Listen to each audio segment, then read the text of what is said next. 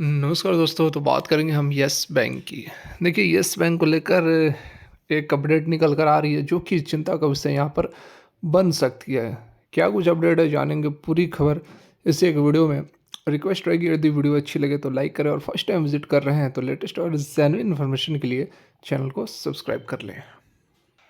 तो यहाँ पर देखिए, जो चिंता का विषय बना हुआ है ये अपडेट है। देखिए, 2 दिन पहले की अपडेट है।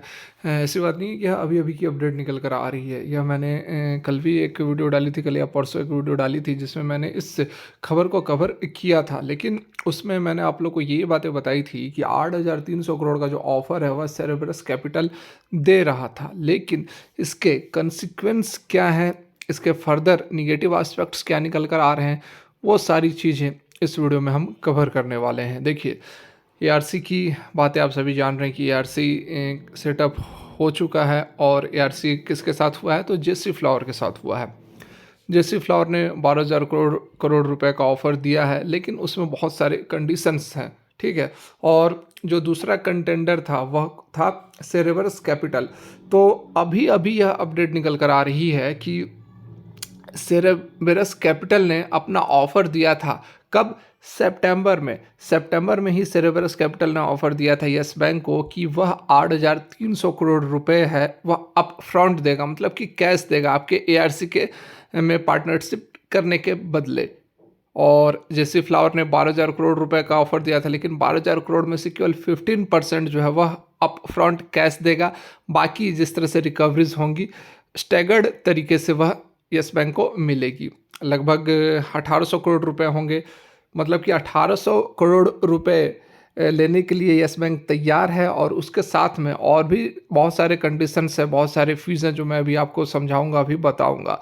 लेकिन सितंबर के टाइम में ही एक मेल किया गया था सीनियर एग्जीक्यूटिव को, यस बैंक के सीनियर एग्जीक्यूटिव को मेल किया गया था सेरेब्रस कैपिटल के द्वारा। 8,300 करोड़ का ऑफर दिया गया था, लेकिन ये ऑफर ठुकरा दिया गया। इसमें बहुत बड़ी बात नहीं है कि यह ऑफर ठुकरा दिया गया। बड़ी बात और यहाँ पर अलार्मिंग पॉइंट और चिंता का विषय यह है कि यह ऑफर तो ठुकराया गया, कोई बात नहीं, लेकिन ये बातें किसी को बताई नहीं गई। ना ही स्टॉक एक्सचेंजेस को बताई गई, ना ही शेयर होल्डर्स को बताई गई, किसी को ये बातें नहीं बताई गई। इस बात को दबा दिया गया। और जेसी फ्लावर का जो ऑफर था 12,000 करोड़ का, उसे एक्सेप्ट कर लिया गया। और अब जाकर ये खबर निकल कर आ रही है, कहीं से भी निकल कर आ रही है, सूत्रों के हवाले से ये जो जानकारी दी गई है यह आपको बिजनेस लाइन के ऊपर मिलेगी।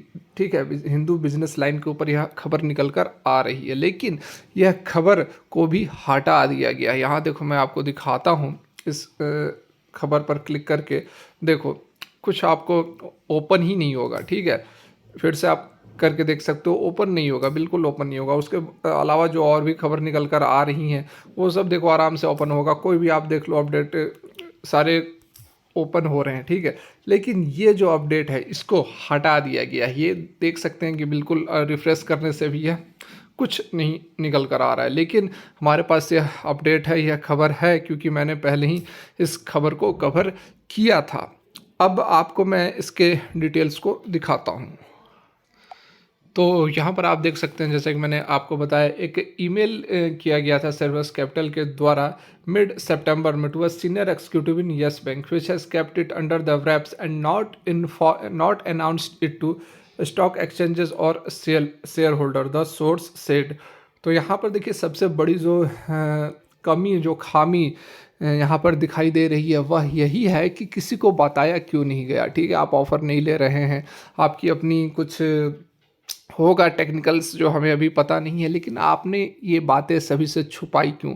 सबसे बड़ा क्वेश्चन मार्क, जो कि यस बैंक के स्टॉक पर भी इसका इम्पैक्ट हमें देखने को मिल सकता है। हो सकता है कि कल के डेट में ठीक ठाक स्टॉक के अंदर गिरावट भी देखने को मिल जाए। ठीक है, तो यहाँ पर जैसा कि मैंने आपको बताया कि दो जेसी फ्लावर और सेरेब्रस कैपिटल के बीच में काफ़ी समय से यह जंग चल रही थी कि स्ट्रेस्ड एसेट को कौन लेगा, कौन ग्रैब करेगा 48,000 करोड़ का ईआरसी, आपको ये सब बातें पहले ही की बातें ये सब आपको पता है। तो सेरेबरस कैपिटल ने जो यहाँ पर ऑफर दिया था, उन्होंने कहा था कि हम पूरा का पूरा कैश पेमेंट करेंगे। यहाँ देखिए, the entire payment based on the book value to Yes Bank upfront मतलब कि अभी के अभी दे देंगे। और जेसी फ्लावर ने कहा था कि हम 15% अप फ्रंट करेंगे, मतलब कि कैश पेमेंट करेंगे, किस में से 12,000 करोड़ में से, मतलब कि 1800 करोड़ हम अप फ्रंट करेंगे और बाकी का जो 85% पेमेंट है वह स्टैगर्ड तरीके से होगा, मतलब कि चरणबद्ध तरीके से होगा over the years depending on the recoveries that it make. जैसे रिकवरीज होगी उस तरह से पेमेंट की जाएगी। सेरेबरस कैपिटल ने यही हार नहीं मानी, सेरेबरस ने आरबीआई को भी अप्रोच किया with its deal since it was ready to offer cash upfront but no decision has been taken in this regard. तो यहाँ पर आरबीआई के ऊपर भी सवालिया निशान उठाया जा रहा है कि यह सेरेबरस कैपिटल ने आरबीआई को भी अप्रोच किया था, लेकिन कोई भी डिसीजन नहीं लिया गया इस रिगार्ड में, सोर्स का यहाँ पर कहना है। Further source says that JC Flower has a fee structure attach to it. देखिए, एक तो आपको कैश नहीं दे रहा है, केवल 15% कैश दे रहा है, उसके साथ में और भी टर्म्स एंड कंडीशंस हैं, जैसे कि Yes Bank will have to pay around 1.5% annum management fee.